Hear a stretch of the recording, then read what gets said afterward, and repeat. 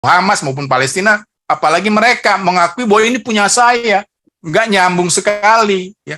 Kalau itu dimiliki orang Filistin, masih agak nyambung.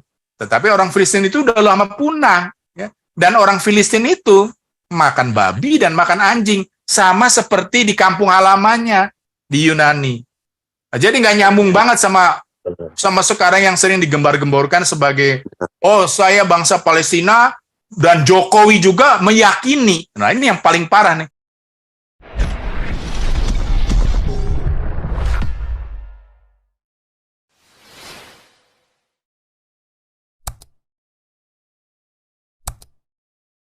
Saya boleh ngomong nggak buat counter Pak Bahari? Oke, silakan Pak Badamada. Ya, jadi saya ngerti yang dimaksud Pak Bahari bahwa ada aktor di belakang ISIS, ya. Lalu di belakang ISIS itu Al-Qaeda. Al-Qaeda itu ada Osama bin Laden yang mantan anggota CIA, kan? Itu maksudnya.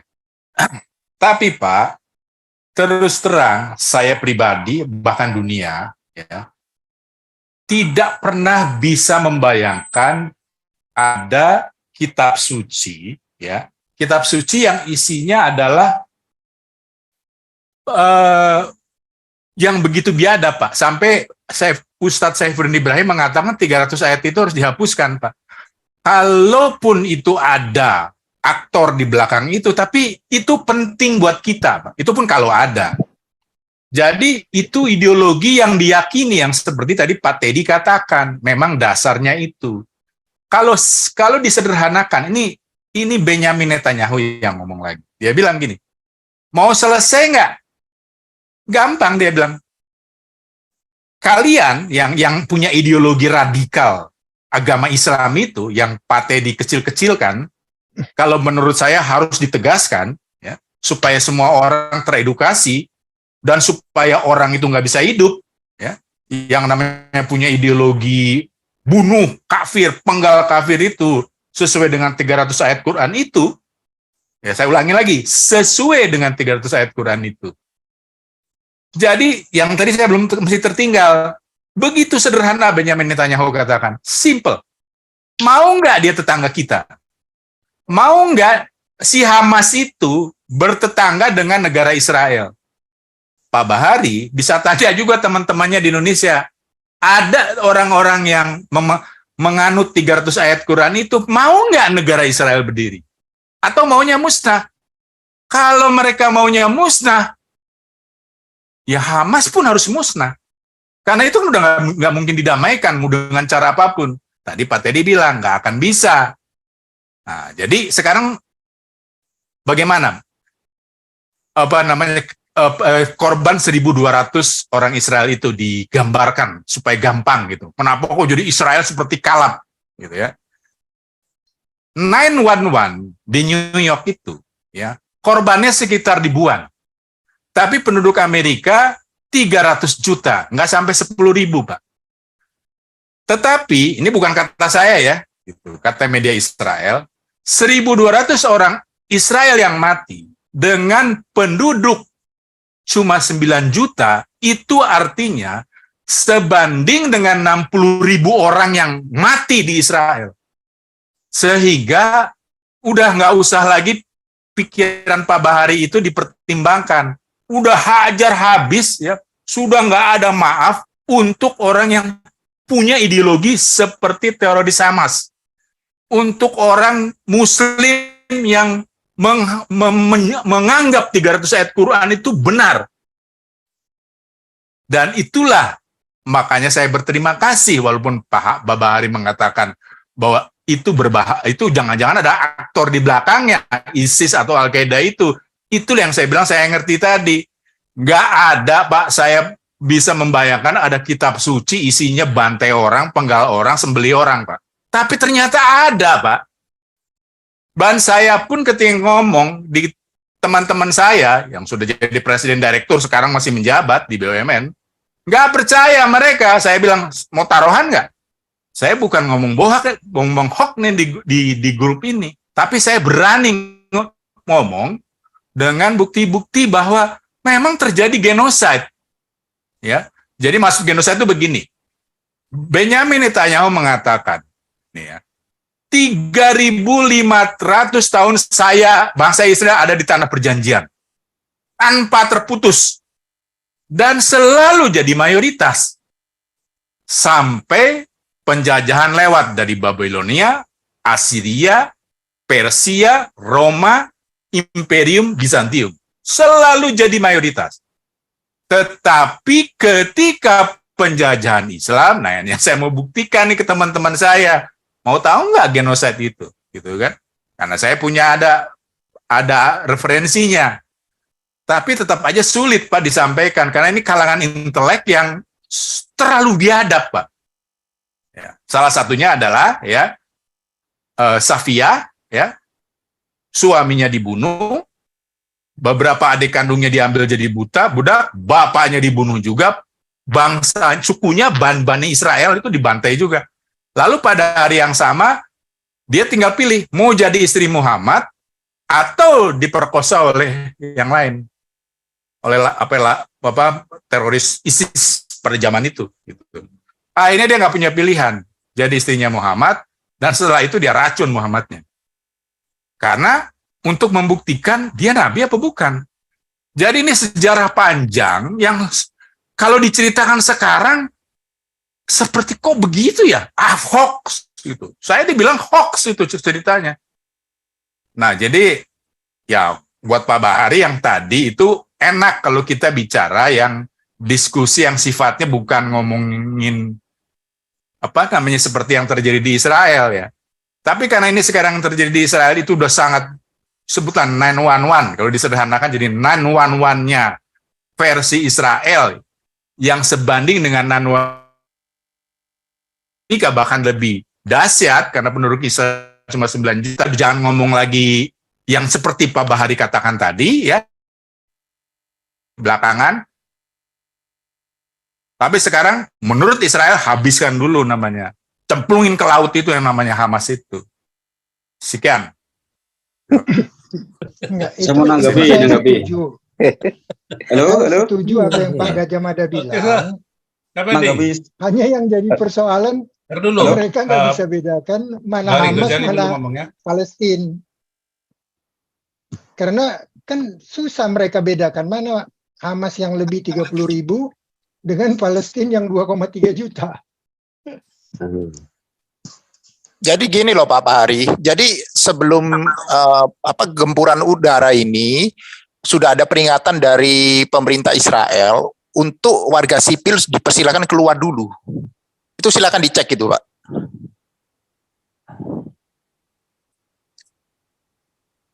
Saya kira cukup fair lah Pak itu, cukup fair lah itu dari pemerintah Israel itu.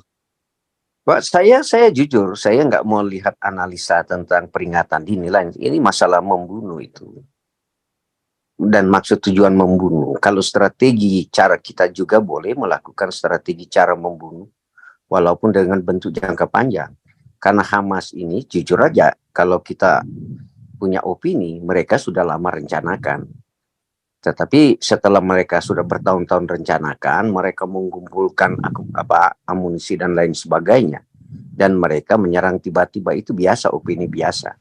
Tetapi persoalannya ini masalah membunuh orang, pembantaian orang. Cruelnya ini, ya ini pejagalan orang. Itu persoalannya, bukan kita bicara analisa kenapa ini, kenapa itu. Dari analisa itu, kenapa mereka ada motivasi membunuh, sesadis seperti itu pokoknya. Kemudian kita lihat itu ajaran-ajaran apa itu gitu. Kalau kita analisa seperti ini, kita tidak akan putus menganalisa. Nanti kita muncul juga, kita bicara tadi seperti Pak Bahari juga sangat smart sejarah Ottoman kan Turki.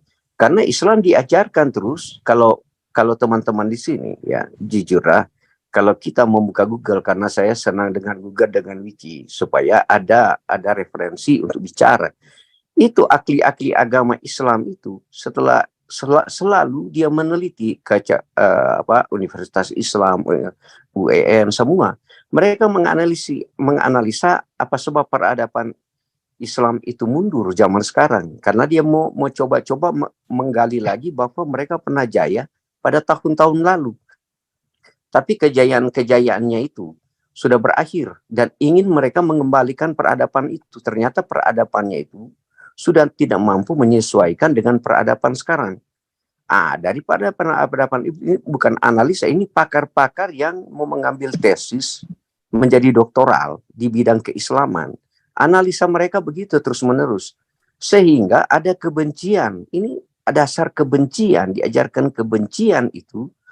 Mereka mulai mengambil ayat-ayat Al-Quran itu sebagai ayat refer untuk memperkuat argumentasi mereka untuk mendukung kejayaan mereka. Ternyata setelah dianalisa, setelah saya baca, apa yang mereka tulis adalah sebenarnya dengan cara-cara teror yang akan digunakan dengan menggunakan versi-versi Al-Quran itu. Saya tidak mau melihat ya yang modern peperangan sekarang antara Hamas dan Israel. Yang saya mau lihat pembunuhannya itu, pembantaiannya itu. Yang kita bisa sebab akibat dari pembantaian itu diberhentikan listrik, akomodasi makanan lain sebagainya. Itu bagian daripada ya sifat manusia itu gitu. Itu aja. Kalau saya sudah jujur aja lelah kalau saya mau menganalisa, beropini terlalu jauh seperti persoalannya yang saya tahu bahwa ini karena ajaran Islamnya ini gitu. Memang benar. Kalau teman-teman masuk lagi, Anda akan bicara Pak Teddy, Pak Permesa, di situ kan ada Islam liberal, ada Islam modern. Ya memang ada Islam yang konservatif. Memang benar akan berargumentasi kita. Oleh sebab itu Islam ini sebenarnya, saya jujur aja kita analisa, mereka ini adalah, saya bilang mari, kalau Islam itu sudah terorganisasi, dia sudah punya sistem, dia akan jahat gitu. Dia akan mempergunakan Islam yang bodoh sebagai alat bagi mereka sendiri, bagi Islam sendiri, dipergunakan sebagai alat untuk mencapai tujuan daripada si pemimpin ini. Tadi juga benar si Pak Bahari, pemimpinnya kok ada di Qatar, lagi duduk di kursi emas. Dia mengadu dombakan orang Hamas. Mereka itu. Ya ini analisa saya. Saya enggak itu kalau mau menganalisa bisalah kita beropini apapun. Tetapi substansinya yang kita ambil itu. Ya, sekali saya ya di substansinya. Terima kasih Pak Setia Mer. Oke. Pak Gajah Mada boleh Pak Gajah Mada. Siapa lagi mau ngomong? Terus di terakhir ya nanti ditutup oleh Pak Gajah Mada ya. Iya. Doanya nanti oleh Bung Permesta. Silakan. Soal 9/11 itu Pak. Kalau saya lihat videonya kan pesawatnya itu nabraknya di bagian tengah-tengah. Nah, taruhlah gedung kembarnya itu Twin Tower-nya itu beratnya 100.000 ton itulah kasarannya begitu ya. Terus itu kan bagian tengahnya kebakar saking nggak kuat nahan panas, lalu bagian atasnya kan rubuh ke bawah. Tentunya itu ya memang benar rubuhnya lurus ke bawah nggak menyamping. Tentunya bagian bawahnya yang dari lokasi ditabraknya pesawat itu kan kalau tertimpa beban seberat itu tentunya juga akan ambrol juga kan, rubuh juga kan Pak. Masuk akal juga kalau itu memang itu karena teroris yang menabrakkan pesawat ke gedung itu, bukan karena ada bahan-bahan peledak yang dipasang di gedung itu. Kalau saya mikir, masa iya sih pemerintah Amerika mau membunuh rakyatnya sendiri dengan memasang bahan-bahan peledak di gedung itu gitu. Begitu Pak. Terus pada saat penangkapan Osama bin Laden aja sampai butuh bertahun-tahun, masa hal demikian itu sudah disetting. Saya kayaknya itu Pak jauh akal dari pikiran gitu Pak. Ya itu aja, terima kasih. Bagaimana mungkin mau menanggapi? Boleh cuma mau coba Andi refer perbandingan ini kemarin kan kantor pusatnya Hamas dibom oleh Israel. Kita jangan analisa kenapa dia miring kiri kanan, itu dia hantam di bawah. Runtuhnya bangunan itu lurus ke bawah itu, tidak, dia ada 3 gedung. Kita kan cuma lihat aja, kita tidak usah analisa ya. Setelah dibom, apakah Israel memasang demolition di situ dari gedung lantai per lantai? Tentu tidak. Waktu dibom itu jatuh lurus ke bawah, analisanya begitulah. Oleh sebab itu saya tadi ya bicara tentang bagaimana cara gedung itu runtuh itu, kenapa dia lurus ke bawah. Enggak apa-apalah, itu bagian dari opini kita. Tapi bagi saya itu ya sebagai pengetahuan aja. Yang bagi saya cuma satu, bahwa ini ada ajaran-ajaran garis Islam yang keras itu, yang benar-benar apa yang dibantukan Eropa kepada Hamas itu ternyata digunakan sebagai didikan radikal yang keras dari dasar-dasar Islam. Terutama mereka ajarkan di universitas-universitas Islam yang ada di Gaza. Itu yang menjadi target sekarang bagi Israel untuk mengebom itu universitas yang ada. Karena saya ulangi lagi, itu pernyataan CNN tadi bahwa dana-dana itu digunakan, bantuan-bantuan dan negara-negara Eropa itu digunakan untuk ajaran-ajarannya garis keras Islamnya itu, sehingga mereka mampu berani untuk membunuh seperti menjadi membunuh diri mereka sendiri dengan dalil saya selalu berteriak Allahu Akbar, Allahu Akbar. Ini teman-teman sudah saksikan apa yang mereka lakukan, selalu berteriak dengan Allah besar, Allah Maha Besar, Allahu Akbar. Itu aja kesimpulan kita, nggak usah lagi ini kata Islamnya ini. Saya yakin Anda yang di Indonesia yang non Islam satu kali akan dibantai, tapi belum ada tanggal. Oke. Ya. Peringatannya ada Bung Permesta. Ya, silakan tutup Pak Gajah Mada. Iya, peringatan dini Pak dia Sandiaga. Ya. Silakan Pak Gajah Mada tutup, nanti doa oleh Bung Teddy ya. Silakan Pak Gajah Mada. Oh ya, oke, saya tutup saja sini. Jadi di dalam perjanjian lama ya. Oh enggak, tadi saya panjangkan dulu. Jadi ketika bangsa Benyamin Netanyahu yang ngomong, bukan kata-kata saya ya. Ketika zaman penguasa Muslim menjajah bangsa Israel di tanah perjanjian atau Holy Land itu yang ditempati Israel sekarang itu, itulah saat di mana bangsa Israel menjadi minoritas. Itu Benyamin Netanyahu yang bicara sebelum jadi Perdana Menteri dia. Saya punya bukunya juga, jadi saya bisa cross check ya. Bukunya tebalnya 1000 halaman ya. Judulnya Bibi My Story judulnya ya. Nah, jadi yang ngarang juga Benyamin Netanyahu.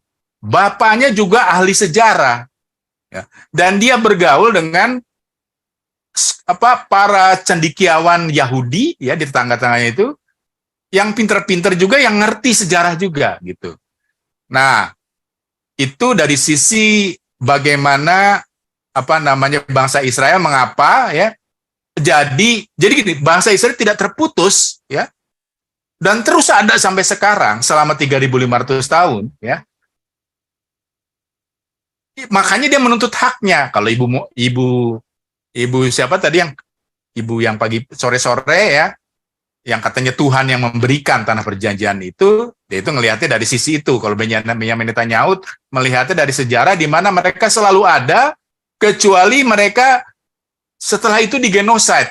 Yang saya bilang tadi itu ada dalam sejarah Islam, ya, genosid terhadap bangsa Yahudi. Jadi kalau ada orang Muslim sekarang tidak membaca genosid tersebut, bingung juga saya, karena itu dalam yang saya baca itu dalam sejarah Islam, penulisnya juga Muslim, dan Benyamin Netanyahu juga mengatakan penderitaan bangsa Yahudi ketika itu.